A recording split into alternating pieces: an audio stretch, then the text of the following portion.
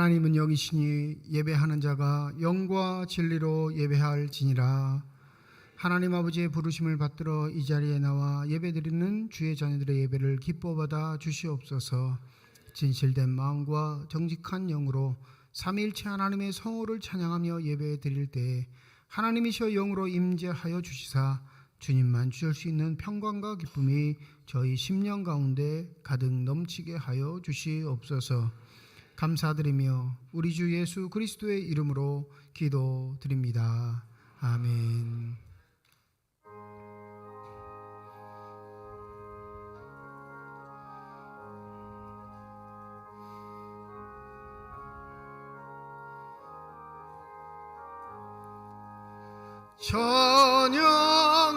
찬양하라 복되신 그 제 주 예수. 백성들아 사랑을 전하세. 경배하라 하늘의 천군과 천사. 주님 앞에 영광을 돌리세. 목자같이 우리를 지키시고 종일 품에 늘 안아주시니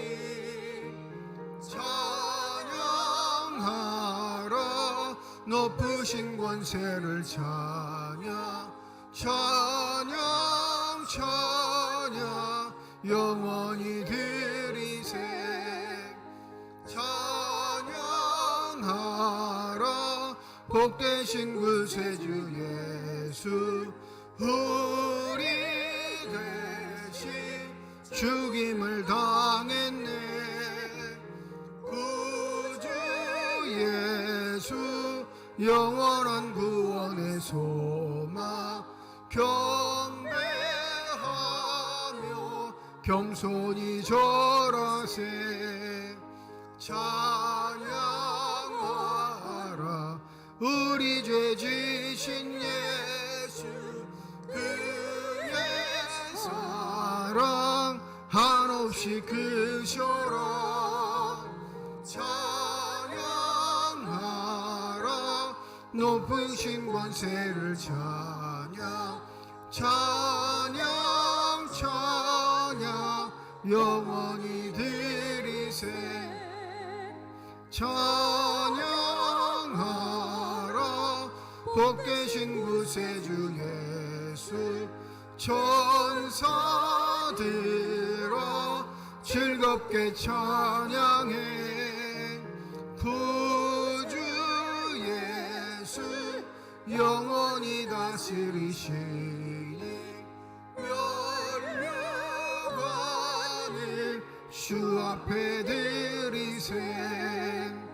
구주 예수 세상을 이기시고 영광 중에 또다시 오시리. 찬양하라 높으신 권세를 찬양. 찬양 찬양 영원히 드리세. 온 땅은 여호와를 두려워하며 세상의 모든 거민들은 그를 경외할지어다.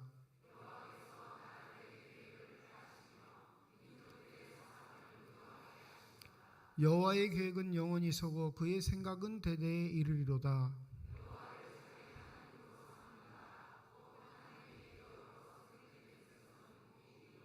여호와께서 하늘에서 구보보사 모든 인생을 살피시며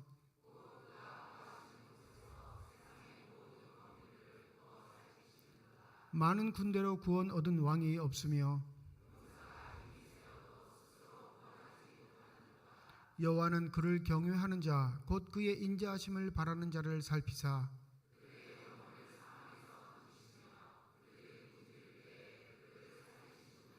우리의 영혼이 여호와를 바라며 그는 우리의 도움과 방패시로다.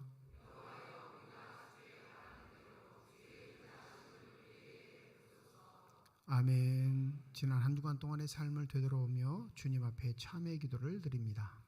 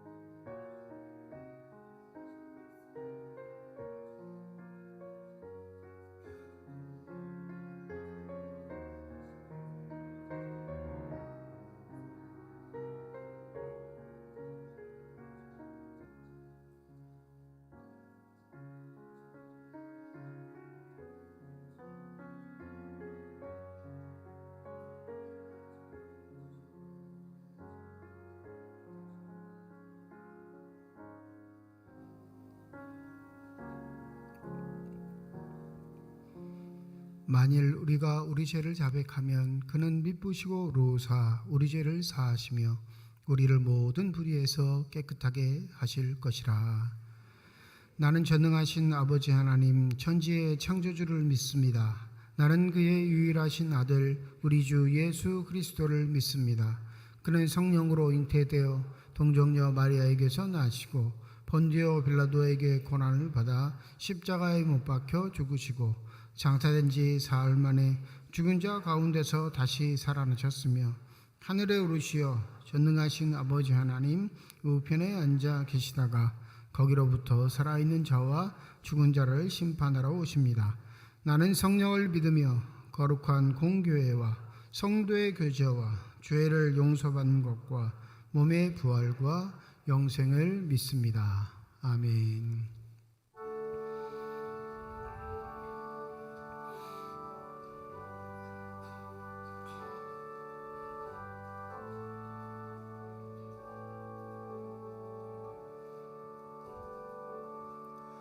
오 놀라운 구세주 예수 내 주 참 능력의 주시로다.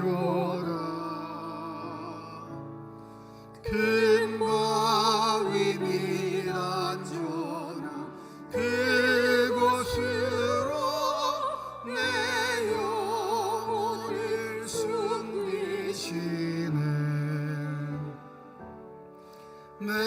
메마른 땅을 종일 걸어가도 나 피곤치 아니하며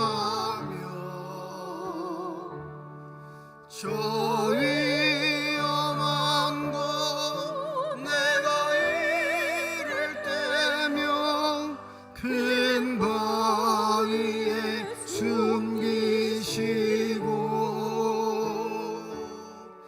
주 손으로 덮으시네.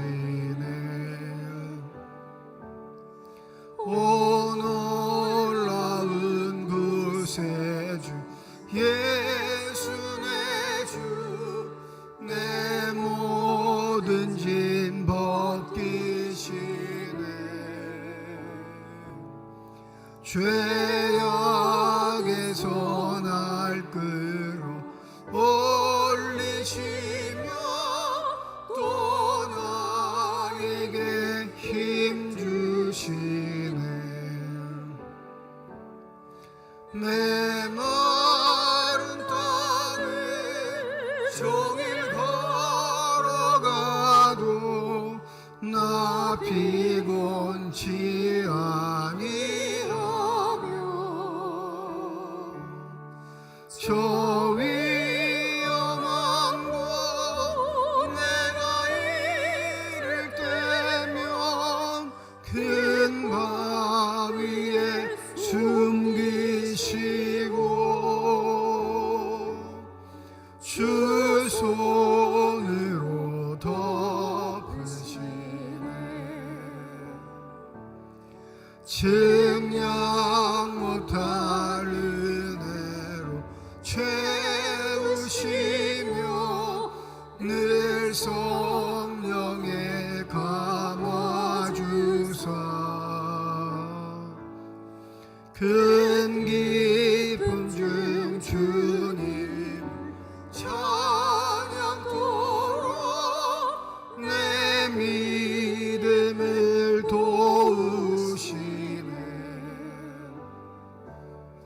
메마른 땅을 종일 걸어가도 나 피곤치 아니하며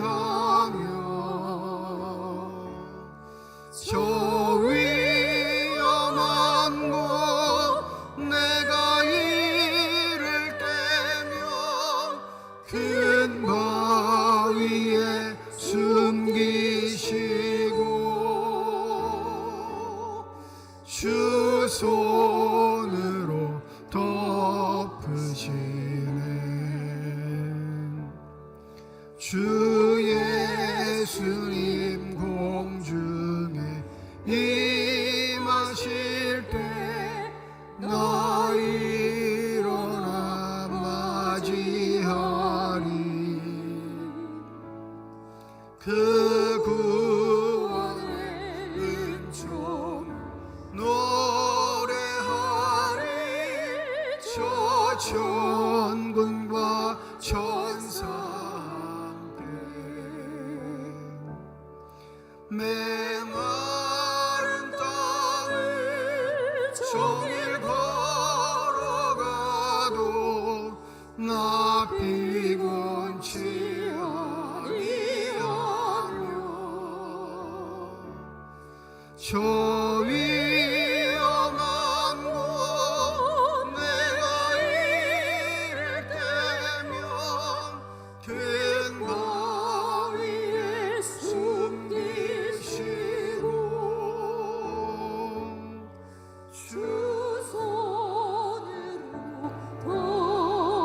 덮으시네.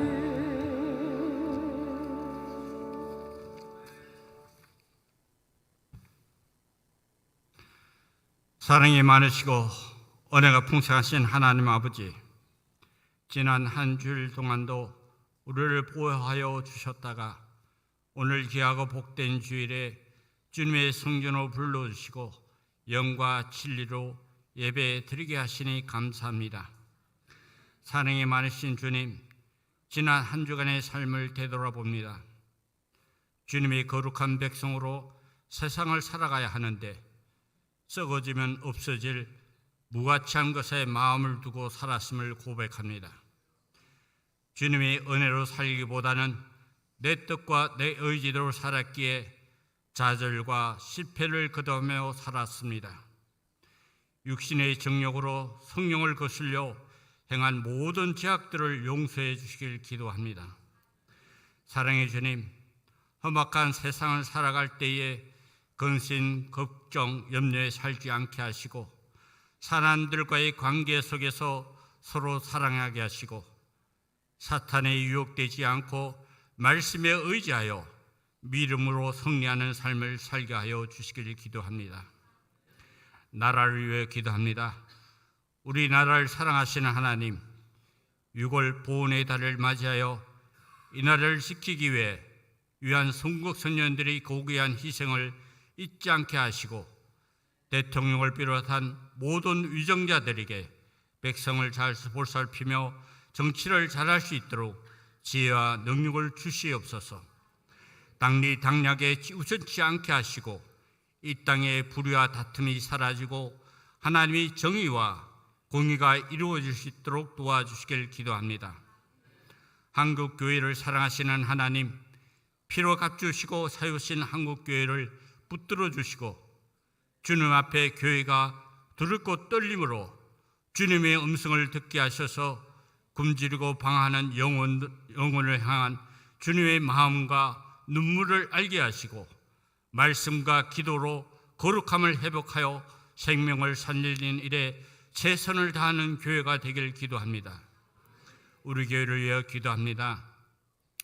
주님 몸된 교회를 위하여 수고하시는 교육자님들과 교사들의 영혼을 강건케 하시고 가정들을 평안케 하시고 고된 사역일지라도 성도들과 어린 생명들의 믿음이 지경이 확장되는 것을 보며 행복한 목회를 할 수 있도록 주님께서 함께하여 주시길 기도합니다. 지금 청년들이 제주도에서 수련 중에 있사오니 돌아올 때까지 건강 지켜주시고 은혜 충만히 바꿔 받고 돌아올 수 있도록 기도합니다. 여름 성경학교와 수련을 준비하는 유치부, 아동부, 중고등부도 주님께서 은혜 내려주셔서 축복받는 여름 성경학교가 수련회가 되길 기도합니다. 이 시간 담임 목사님을 통해서 말씀을 주실 때에 저희들은 갈급한 목마름으로 말씀을 받게 하시고 그 말씀을 통해 은혜 받고 험한 세상을 살아가는 데 힘이 되는 말씀이 되길 원합니다. 세계 곳곳에서 선교하시는 선교사님들의 건강을 허락하시고 선교사님들의 가정에 주님의 기쁨이 넘치게 하여 주시길 기도합니다. 지금 예배를 위해 보이지 않는 곳에서 봉사하는 봉사자들을 주님께서 축복하여 주시고 병상에 누워 주님 전에 나오지 못한 성도들에게 주님의 치료의 손길을 허락하셔서 다음 시간에 성전에 나와 함께 예배 드릴 수 있도록 치료함을 허락하여 주시옵소서. 시온 천양대의 찬양을 주님 홀로 영광 받아 주시고 우리에게는 기쁨이 넘치는 찬양일 되길 기도하며 항상 우리 곁에서 우리의 갈 길을 인도하시는 예수 그리스도의 이름으로 기도드립니다. 아멘.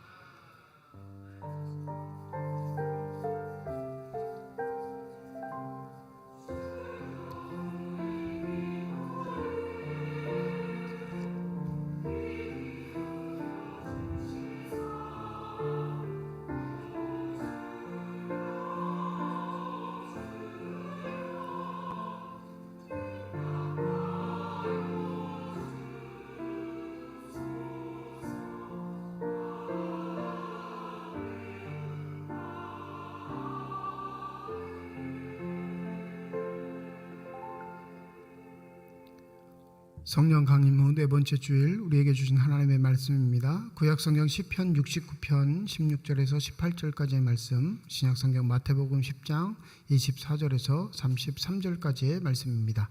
다 함께 자리에 일어나 하나님의 말씀을 받겠습니다.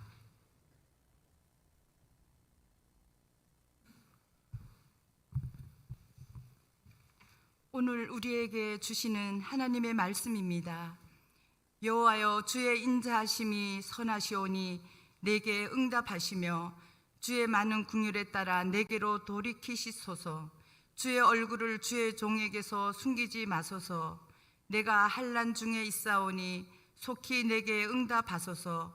내 영혼에게 가까이 하사 구원하시며 내 원수로 말미암아 나를 속량하소서.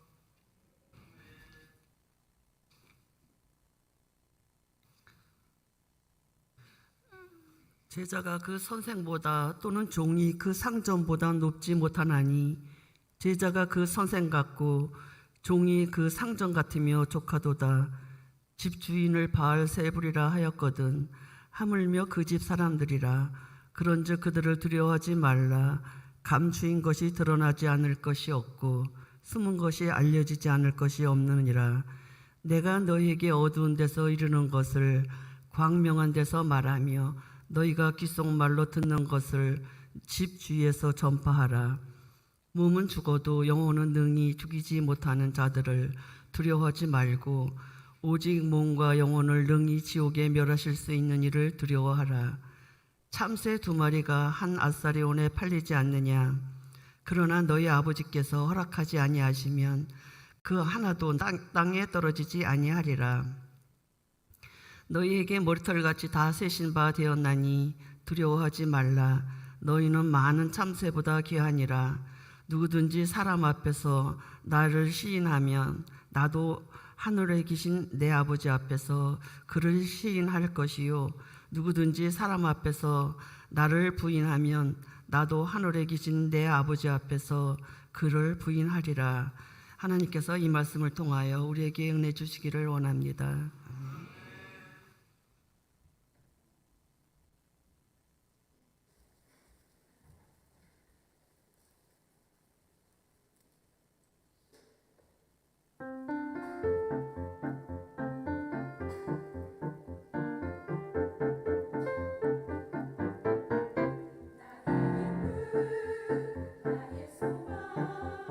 언제나 주님께서 함께 하시니 내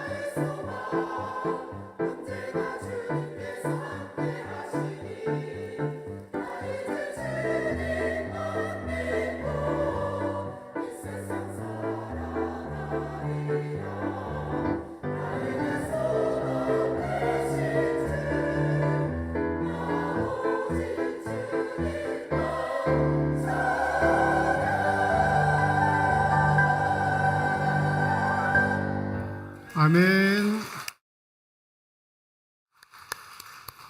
기도하겠습니다. 지금 이 시간 우리들의 눈을 열어주셔서 주의 형상 바라보게 하여 주시옵시고 우리들의 귀를 열어주셔서 주 음성 듣게 하여 주시옵소서. 닫혀진 우리의 심령의 문이 성령의 은혜 가운데 활짝 열려지게 하여 주셔서 하나님 아버지 마음속에 품고 계시는 기쁨과 평안과 만족이 넘치는 복된 시간이 되게 하여 주시옵소서. 감사드리며 우리 주 예수 그리스도의 이름으로 기도드립니다. 아멘. 1945년 4월부터 6월까지 일본 오키나와에서 헥소고지 전투가 벌어지는 중이었습니다. 이 고지 자체가 높은 곳이고 절벽으로 이루어진 것이기에 연합군과 일본군의 싸움은 굉장히 박빙세였습니다. 연합군의 말에 따르면 일본군은 거의 유령과 같은 존재였습니다. 언제 나타나서 자기를 죽일 줄 모르는 존재, 잡으러 가면 사라지는 존재들. 그래서 극도의 공포심을 가지고 이 헥소고지 전투에 연합군들이 임합니다.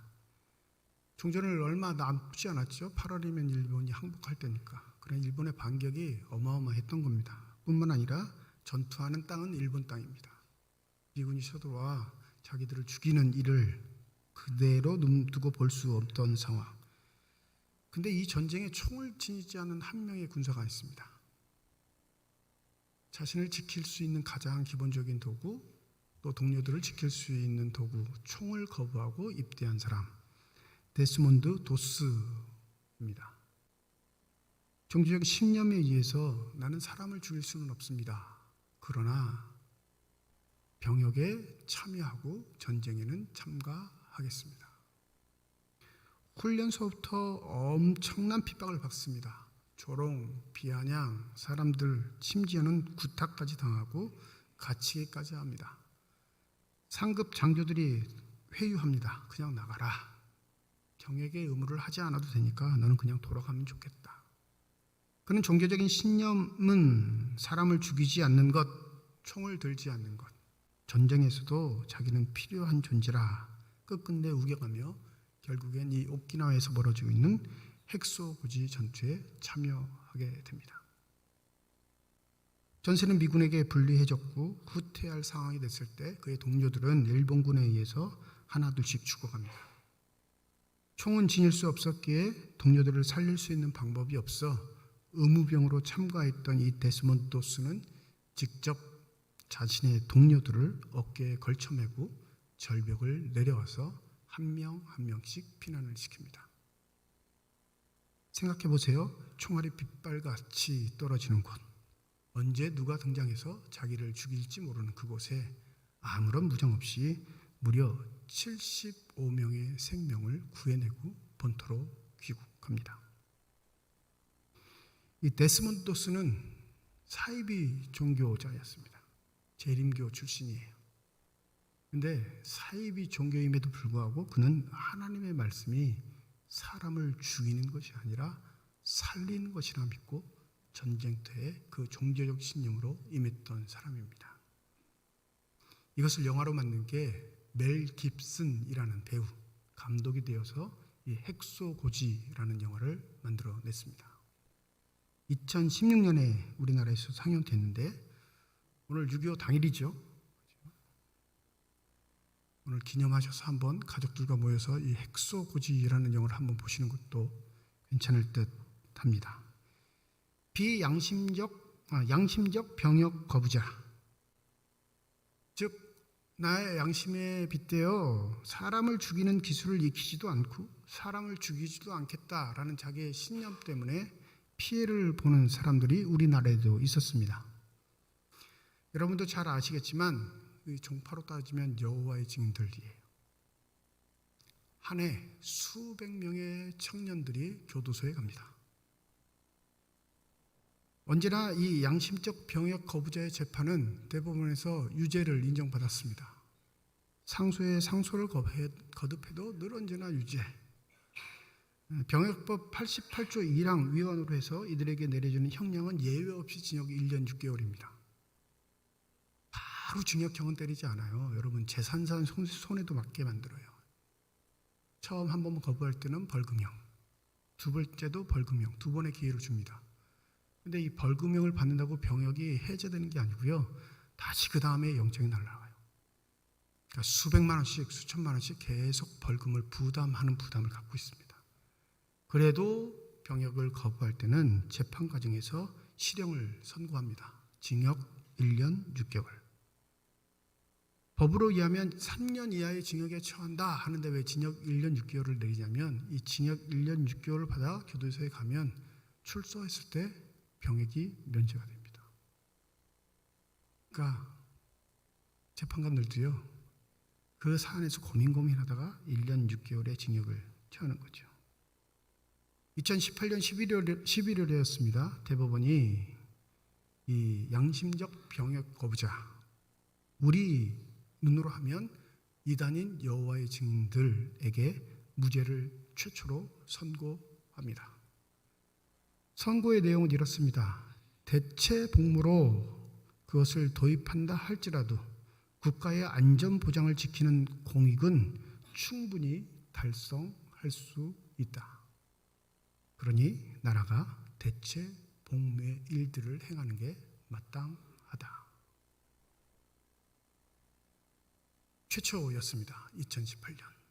그 전까지는 늘 언제나 대법원에서 판결문이 이렇게 읽어졌습니다. 종교적 양심의 자유와 국가 안전 보장이라는 병역의 의무에 헌법적 법익보다 우월하지 않고 그에 따라 그 자유를 제한하는 것은 정당하다.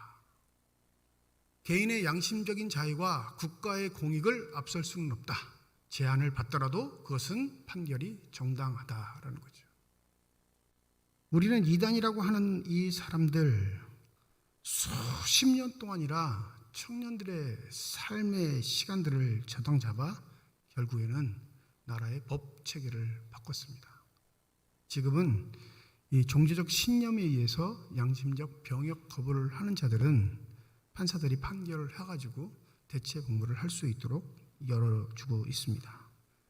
근데 문제는 그것도 징벌적 요소가 있다라는 거죠. 쉽게 말해서 죽도록 고생해봐 군대 안 갔으니까 이런 요소가 있는 게 실제적인 문제이긴 합니다. 왜 목사님 이단의 얘기를 시작하세요? 라고 궁금하실 텐데 우리는 이단이라고 하고 잘못된 신앙이라고 하고 비아냥거리는 대상들이 그들이 가지고 있는 종교적인 신념, 믿음의 신념을 따라 바꿀 수 없다고 여겨졌던 것을 바꾸는 것을 보는 현실 속에 살아가고 있습니다. 교회의 역사는 세 부류의 존재들로 이루어져 가고 있습니다. 지금도 역시 마찬가지예요. 첫 번째 그 역사를 담당하는 건 제도권 안에 있는 기독교 세력들입니다. 이 제도권이란 사도적 전승 안에서 우리가 정통이다 말하는 모든 기독교 부류들을 말해요. 우리를 포함하고 있는 거죠. 이 첫 번째 조직이 이 정통성을 인정받는 제도권 기독교 세력들. 두 번째가 있는데 두 번째는 신비주의라고 말할 수 있는 이 제도권을 벗어난 신앙생활의 형태를 가지고 있는 좀 쉽게 설명드리면 수도원적 영성의 전통이 있는 세력들입니다. 우리는 제도권은 아니지만 그래도 하나님의 말씀으로 온전히 살아가고 있다라고 하는 이 신비주의적 전통이 있는 부류들. 마지막 세 번째가 이단입니다. 하나님은 이단을 배제하거나 진노하시거나 심판하시거나 하는 건 하나님의 뜻 안에서 언제든지 하실 수는 있을 겁니다. 그리고 반드시 그걸 하실 거라 생각을 합니다. 근데 우리가 살아있는 이 현재 세계에서 이 이단의 존재는 늘 해만 되는 게 아니고요. 어떤 경우에는 우리의 그릇됨을 깨닫게 하시는 도구가 된다라는 사실입니다. 초기 교독기에 의해서 교리가 생성된 건 우리의 자발적인 선택이나 자발적인 열심과 노력으로 교리가 형성된 게 아니라요. 교회 내에 자생적으로 생기게 된 이단 때문에 교리의 정통성이라는 것을 세워오기 시작한 겁니다. 그러니 우리에게 쓸모없는 존재 이렇게 우리는 생각하고는 있지만 하나님의 역사 안에서는 그들도 하나님의 역사를 발전시킬 수 있는 요소의 역할을 하고 있는 거죠. 이렇게 무겁게 이야기를 던지는 이유는 과연 우리는 무엇을 위해 희생하고 있는가의 문제 때문입니다. 오늘 마태복음 10장은 우리가 잘 알고 있듯이 제자도에 관한 설교, 즉 예수님의 제자로 부름받은 사람들이 파송되어 그 파송됨에 있어 어떠한 일들을 하며 어떠한 결과를 얻게 되며 그것을 통해 우리에게 말씀하시는 것은 무엇인지를 정확하게 알려주고 있습니다. 먼저 생각해 보실 건 오늘 24절과 25절에 이렇게 말씀하시죠. 제자가 그 선생보다 또는 종이 그 상전보다 높지 못하나니 제자가 그 선생 같고 종이 그 상전 같으면 족하도다. 삶의 질서를 말씀하시는 것 같지만 일상생활에서 사람들이 기본적으로 상식이라고 여기는 이야기를 하시긴 하시지만 여기에는 굉장히 깊은 의미가 있습니다. 여러분, 제자가 선생보다 우월해지거나 뛰어나질 수는 없을까요? 현실에서? 있어요. 학문적인 성과는 똘똘한 제자면 스승보다 훨씬 앞설 수 있습니다. 종이 주인보다 못 살라는 법칙이 있나요? 현실에서 있을까요? 없을까요? 있죠. 사장보다 직원이 더 잘 살 수 있는 길이 꽉 막힌 건 아닙니다. 그런 기회가 주어지기도 하고 때때로 인생 역전이다 하는 일들이 벌어지곤 합니다. 그럼 2000년 전이니까 예수께서 그 삶의 질서를 몰라서 이런 얘기를 하셨을까요? 아니요. 여기에는 숨겨진 뜻이 있는 거예요. 예수보다 더 고귀한 삶, 예수보다 더 아름다운 삶, 예수보다 더 헌신적인 삶이 존재할까요? 존재하지 않을까요? 존재할 수 없다는 걸 못 박으시는 거예요. 예수가 가난하게 살아셨다면 그 가난을 회피하고자 발버둥 치는 건 올바른 신앙일까요? 올바르지 않은 신앙일까요? 예수가 다 모든 것의 기준이 되어버리는 거예요. 이 맥락의 의미는 내가 기준이야. 나보다 우월하지는 못할걸? 나보다 더하지는 못할 거야. 대신 나와 같은 곳으로 좋게. 내 섬김, 내 희생, 내 사랑, 하나님 아버지에 대한 순종, 헌신들이 나보다 월등하지는 못할 것이다. 그런데 스승으로서, 주인으로서 내가 너희들에게 바라는 건 나와 같았으면 좋겠다 정도이다. 여러분, 이 단락부터 우리의 마음이 확 무거워져요. 왜 무거워질까요? 한번 따져보시죠. 예수님이 우리보다 부자로 사셨어요? 지금 우리가 부자로 살아요? 대답 안 하시는 이유는 양심에 걸리셔서? 예수님보다 우리가 더 장수했어요? 예수님이 우리보다 더 장수하셨어요?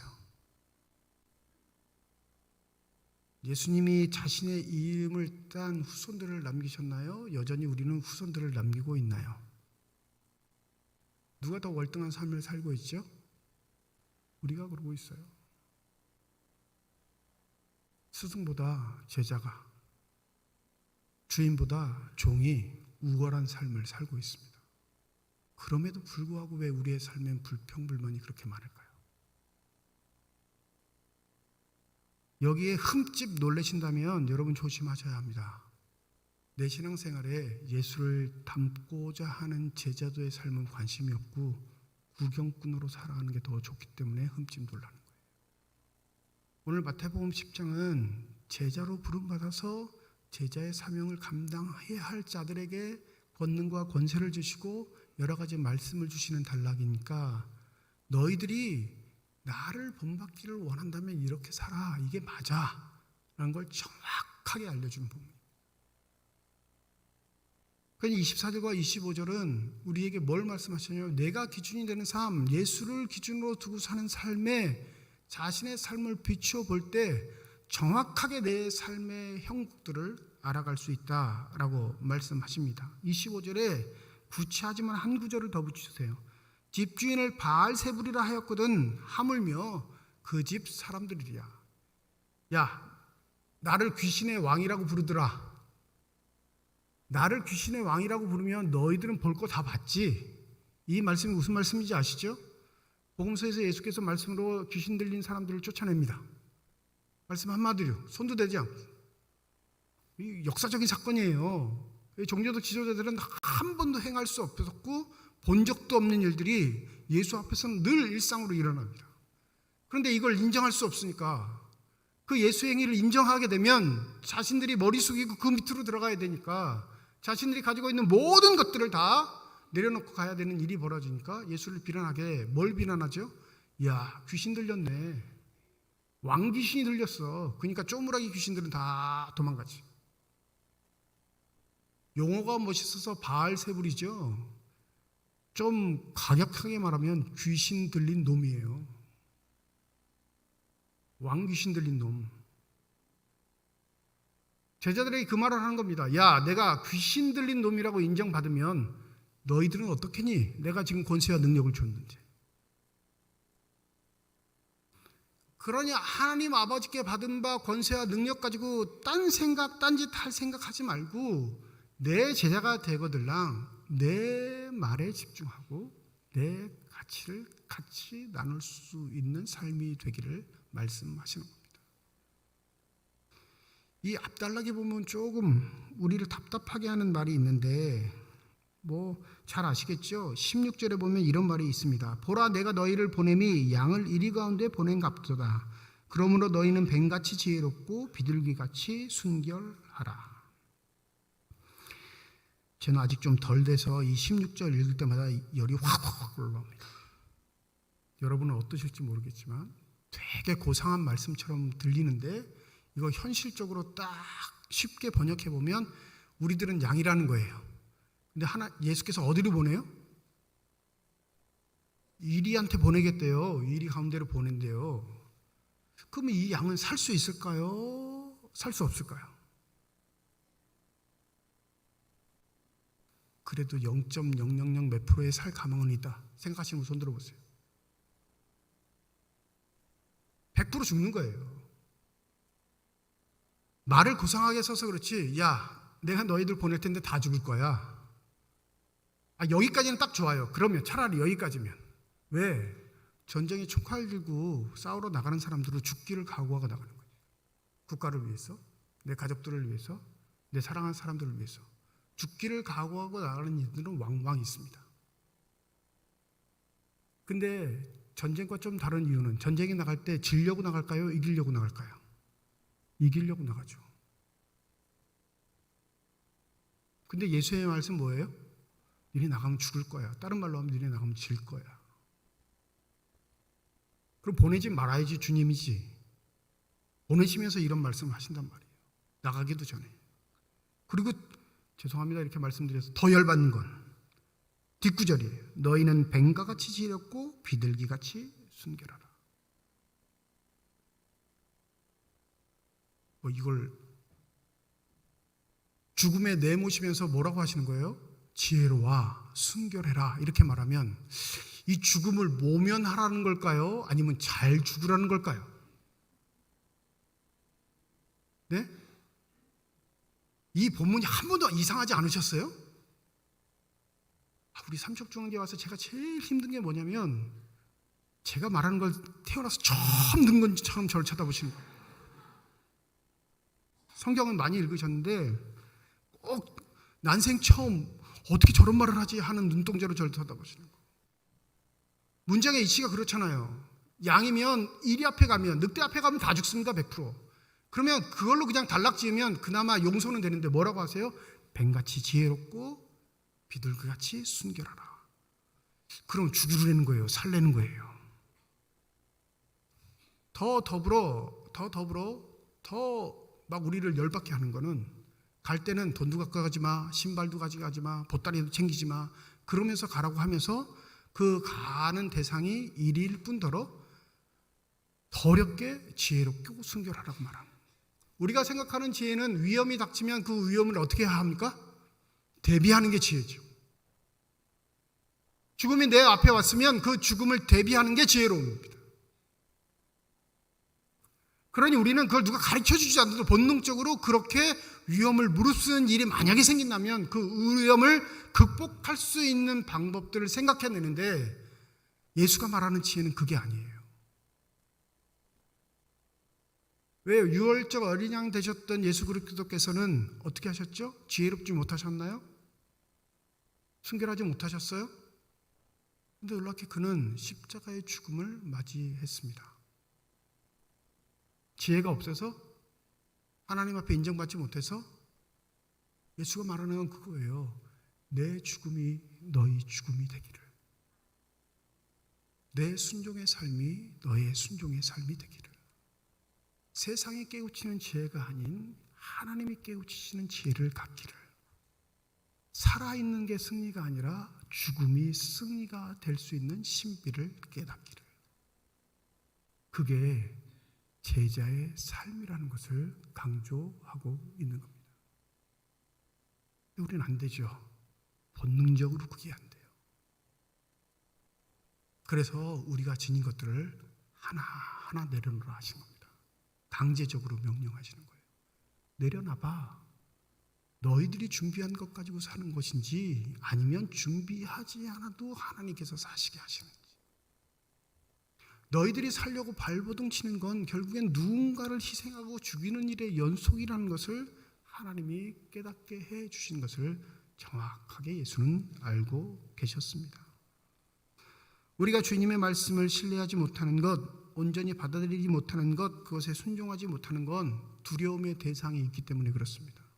우리를 해하려고 하는 두려움의 대상들, 우리에게 손해를 끼치는 대상들, 내 앞길을 막는 대상들. 그건 어릴 때부터 지금까지 살아오면서 늘 언제나 현실 속에서 너무 많이 느꼈기 때문에, 또 경험했기 때문에 본능적으로 이 두려움을 떨쳐내지를 못해요. 근데 예수는 두려워하지 말라라고 말씀하십니다. 오히려 그 두려움이 올바른 두려움이 되기를 바란다라고 말씀하시죠. 우리 28절 다 함께 읽어보죠. 28절입니다. 시작.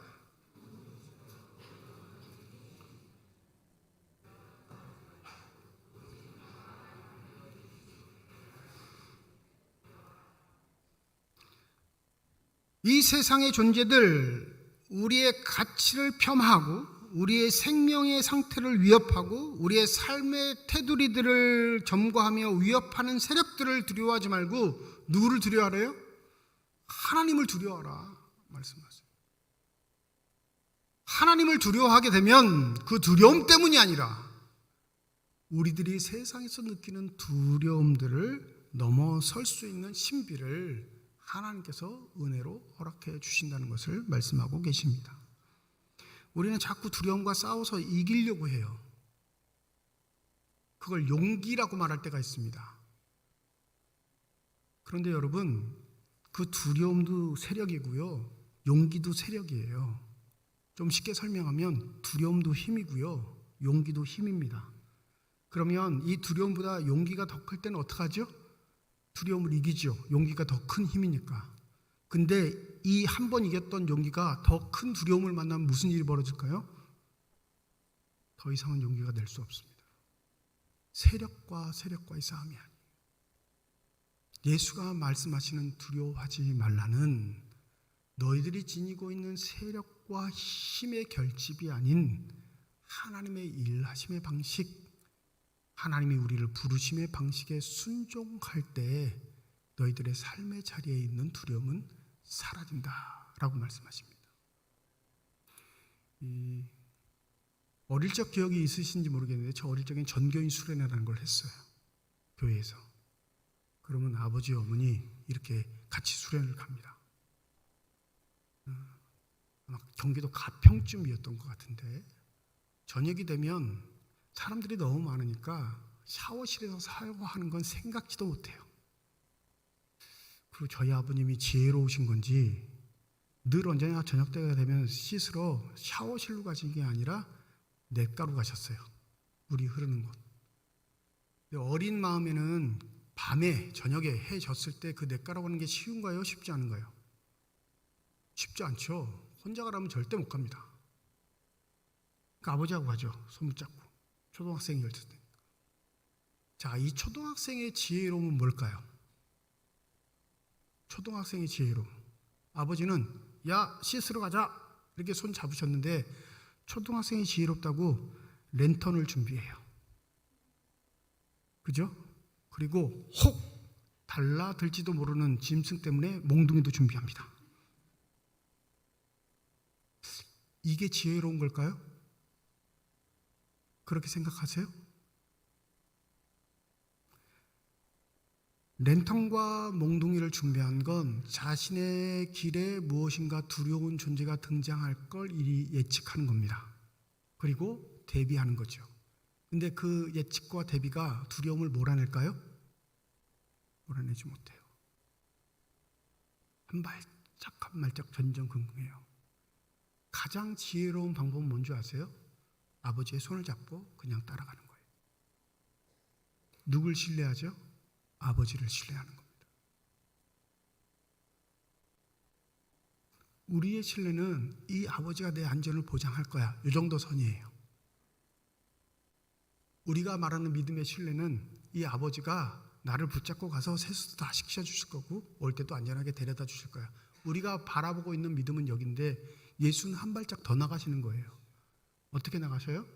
하나님이 나를 죽음의 길로 이끄시더라도 나는 그 아버지를 신뢰합니다.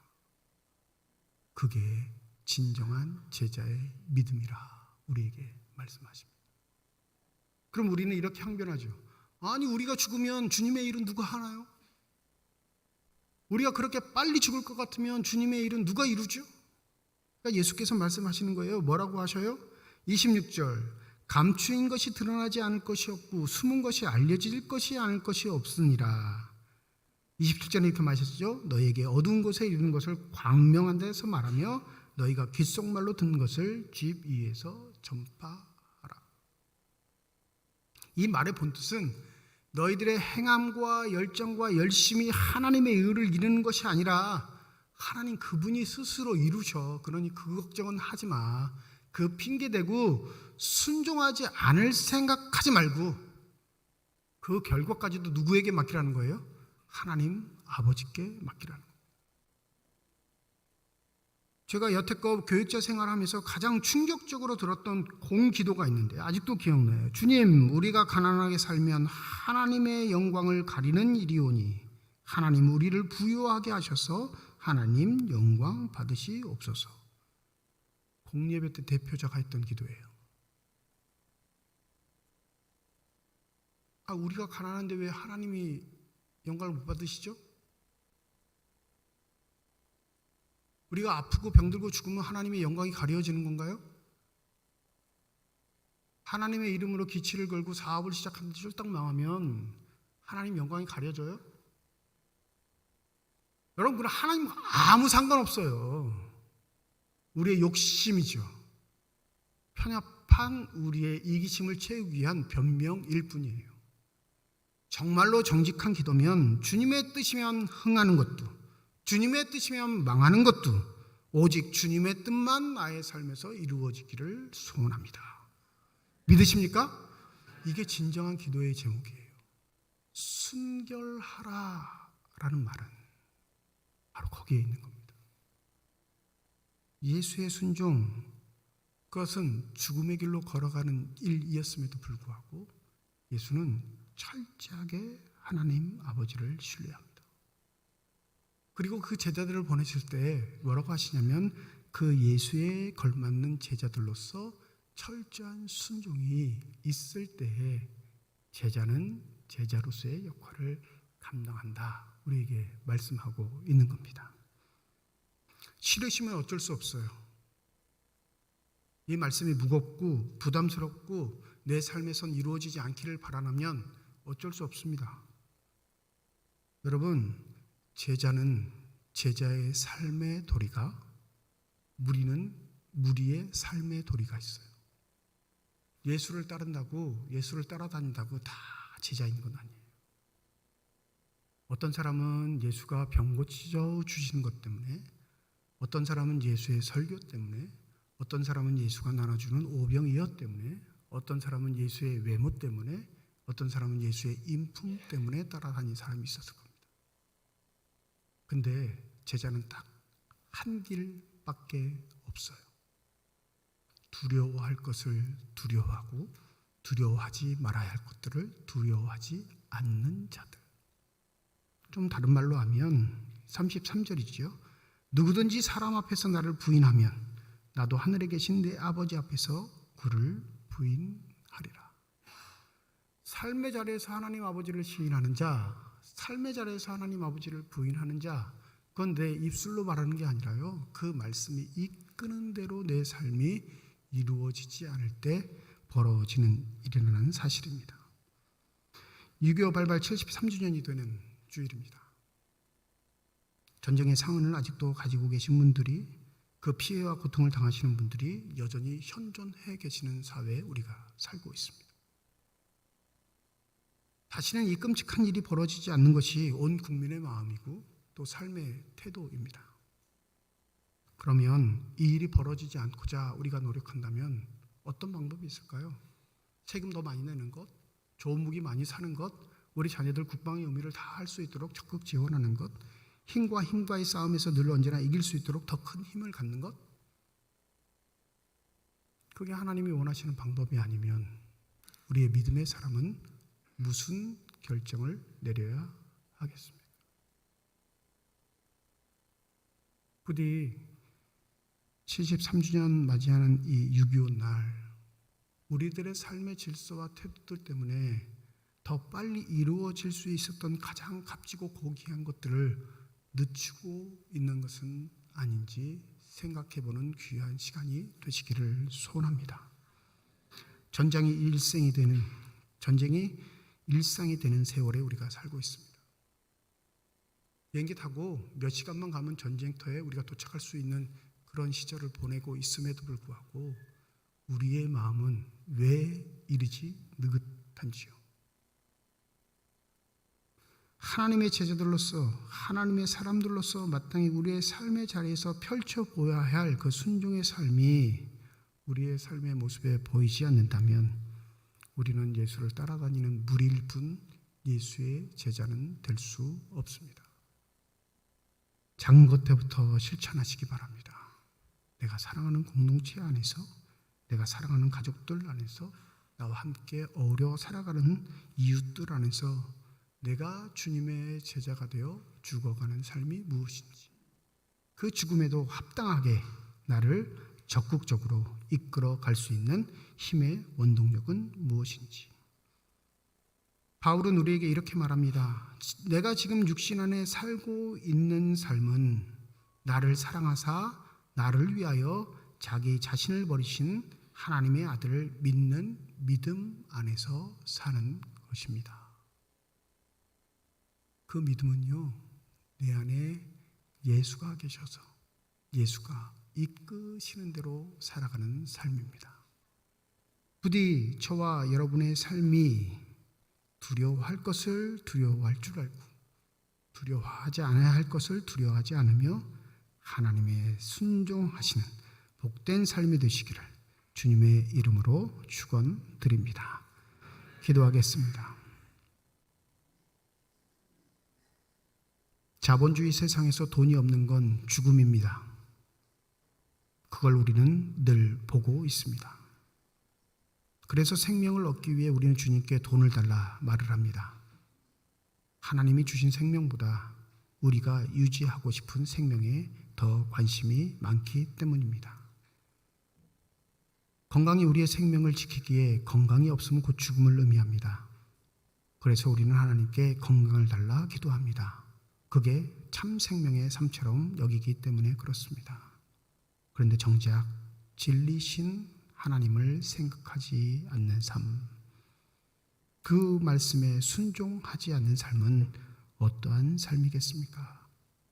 부디 하나님의 부르심을 받았다면 그 생명의 말씀의 부르심에 순종할 수 있는 믿음의 삶이 되게 하여 주시옵소서. 두려워하는 건 원수가 있기 때문이 아니라 내 마음속에 드러나는 욕망 때문임을 잊지 않게 하여 주시옵시고, 나를 쳐 죽여가며 살았던 바울처럼 오늘도 믿음 안에서 나를 죽여가 살아가게 하여 주시옵소서. 감사드리며 우리 주 예수 그리스도의 이름으로 기도드립니다. 아멘.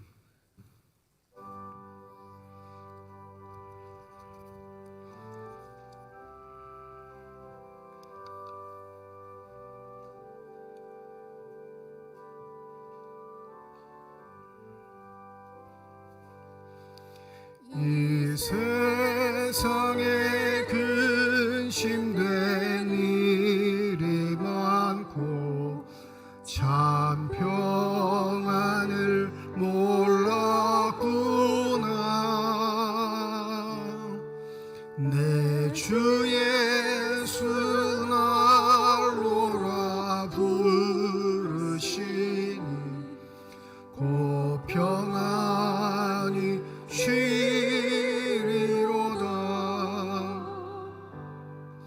주 예수의 구원의 은혜로다. 참 기쁘고 즐겁구나. 그 은혜를 영원히 누리겠네. 곧 평안히 쉬리로다.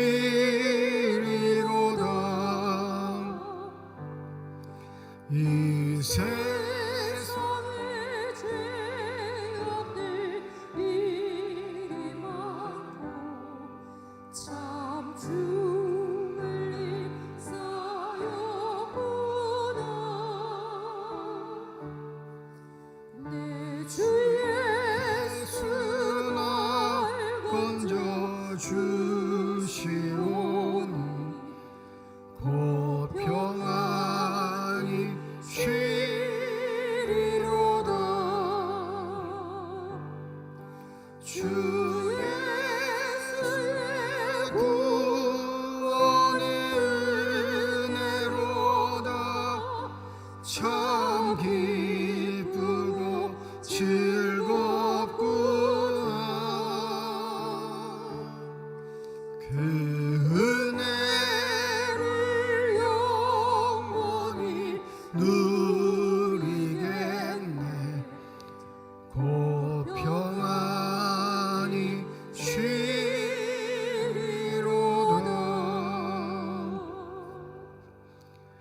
이건옥 장로님 가정에서, 윤재면 장로님 가정에서, 한동우 안수집사님 가정에서, 김재경 장로님 가정에서, 김정력 원사님 가정에서, 김종길 집사님 가정에서, 최계원 집사님 가정에서, 조수동 집사님 가정에서 무명으로 건축헌금 드리셨습니다. 하나님 아버지의 은혜와 사랑을 진심으로 감사드립니다. 거룩한 주일 주의 전에 나와 예배 드릴 수 있는 여건과 형편 허락하여 주시고 주 앞에 나올 때 빈손으로 나오지 아니하고 드릴 수 있는 예물 있게 하심을 감사드립니다.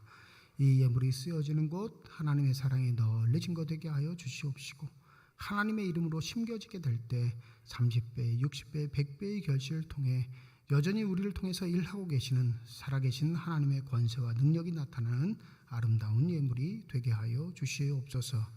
예물을 드릴 때 기도의 정을 담아 드리는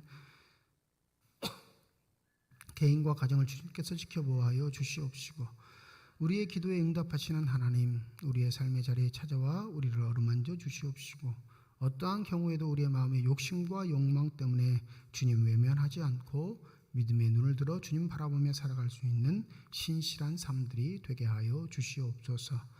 전쟁과 여러 가지 기후의 문제와 여러 가지 우리들을 어렵게 하는 삶의 문제 때문에 적망하거나 낭망하거나 주저하지 않게 하여 주시옵시고 소망이 되시며 믿음의 주가 되시는 예수를 바라보며 승리할 수 있는 신실한 믿음의 결단들이 우리의 삶의 자리에서 있게 하여 주시옵소서. 주의 몸된 교회를 위해 하나님의 나라를 위해 수고하고 애쓰는 많은 일꾼들이 있습니다. 우리 시온 찬양들을 비롯한 예배위원들, 우리 교회 학교 교사를 비롯한 모든 재직회 부서들에 속한 주의 신실한 일꾼들을 축복하여 주셔서 그들 마음속에 허락하신 성령의 은혜로 말미암아 교회가 아름답게 연합되게 하여 주시옵시고 하나님의 뜻들이 교회를 통해 아름답게 이루어질 수 있는 놀라운 축복과 은혜가 있게 하여 주시옵소서. 병상에 누워있는 환우들 또 그 환우들 돌보는 가족들을 지켜보아여 주시옵시며 그 병상에 찾아가 환부에 안수하여 주실 때에 저들의 육신의 질병, 고통, 아픔들이 치유되게 하여 주시옵시고 더 감사함과 기쁨을 가지고 주 앞에 헌신할 수 있는 믿음의 삶들이 되게 하여 주시옵소서. 6.25 73주년을 맞는 날입니다. 전쟁의 상흔들이, 아픔들이, 고통들이, 슬픔들이 여전히 존재하고 있는 이 땅, 세계 유일의 분단 국가이며 전쟁을 휴전하고 있는 이 땅, 주님이 택하신 이 땅에 주의 평화를 더하여 주시옵소서. 세대 간의 갈등을 넘어서게 하여 주시옵시고 이념의 갈등도 이기게 하여 주시옵시고 믿음 안에 하나 될 수 있도록 신실한 믿음의 사람들인 우리가 먼저 기도하고 헌신하고 섬길 수 있는 복된 결단들이 있게 하여 주시옵소서. 감사드리며 우리 주 예수 그리스도의 이름으로 기도드립니다. 아멘. 우리 함께 인사하겠습니다. 하나님의 축복이 여러분과 함께. 네, 감사합니다. 우리 옆에 분과 인사하시죠. 하나님의 축복이 옆에 계신 분과 함께. 다음 주일은 맥주 감사 주일로 지키는 주일입니다. 오전 1부, 2부 예배를 드리고요. 오후 2시에 찬양 예배로 모이도록 하겠습니다.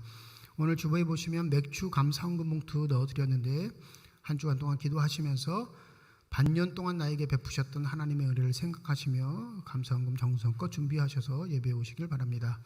다음 주일 맥주 감사 주일 1부, 2부 예배 시에 성찬 예식을 거행합니다. 세례받은 교인들이 참여하실 수 있고요. 성찬 예식 참여하실 동안 우리 일주일 동안 기도하시고 준비하시는 마음으로 오시면 감사하겠습니다.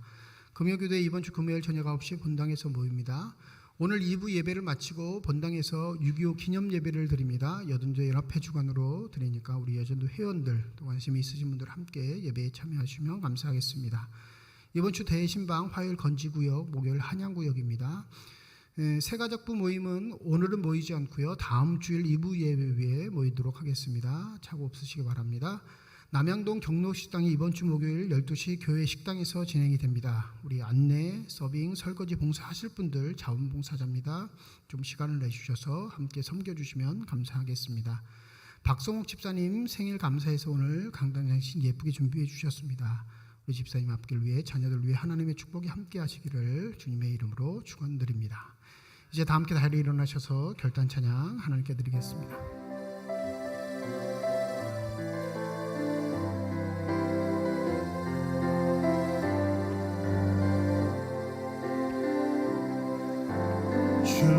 주님 다시 오실 때까지 나는 이 길을 가리라. 좁은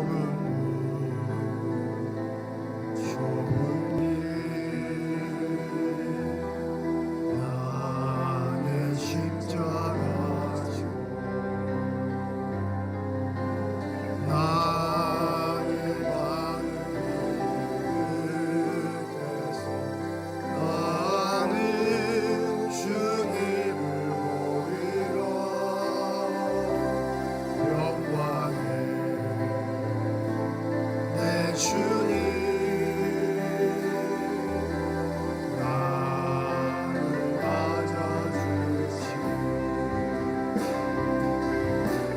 주님 다시 오실 때까지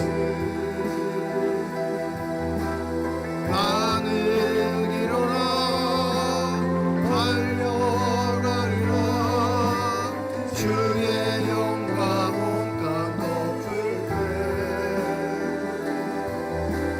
나는 일어나 노래하리.